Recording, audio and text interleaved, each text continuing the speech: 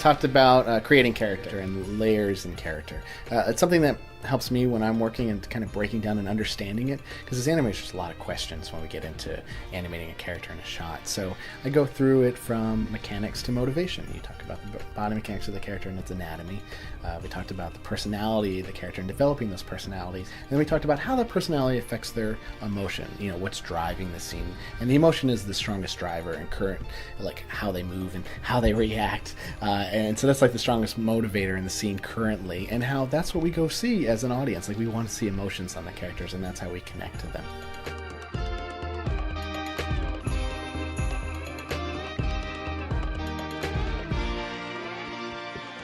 Listening to the audio is good, and definitely writing it out so you understand everything, all the dialogue. And it's great once you have it written out, because you can kind of write in like the subtext and start breaking that down. Like, I know this is what they're saying, but is this what they mean? And also break down the emotion, like through this section they kind of feel this way, and this is kind of where that emotional shift is. And it's a good kind of guide, once you start getting into the shot. I also do thumbnail quite a bit, like even inspirational thumbnails, not just planning out the shot, but listening to the dialogue in my head and just kind of jotting some ideas down and what it's making me think of, inspirational poses, just to see if I can find something special to get into my work.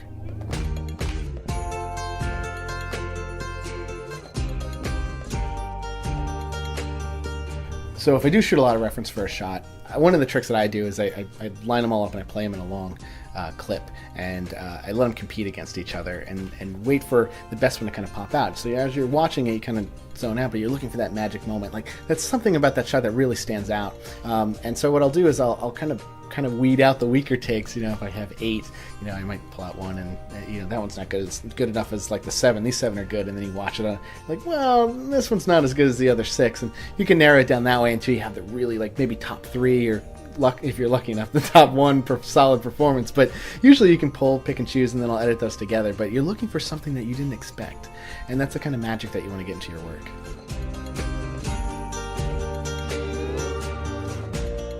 I'm teaching both Workshop 2, which is Introduction to Body Mechanics, which is getting that foundation in there, something I felt very passionate about. Like, we were seeing a lot of work and it just wasn't there yet, and we're like, if students could really just focus on body mechanics, the performance will come. They can get that on there and not be as frustrated with it and fighting that while they're trying to do a performance. And then on the other side, I teach Workshop 5, which is all about the full body performance, because I can't just I love being able to talk about the performance. I can't detach myself from it. So it's great to teach that class as well, because you're talking about getting into acting choices and who the character is and what's their objective and motivation in the shot. It's great. I love both classes, and for completely separate reasons.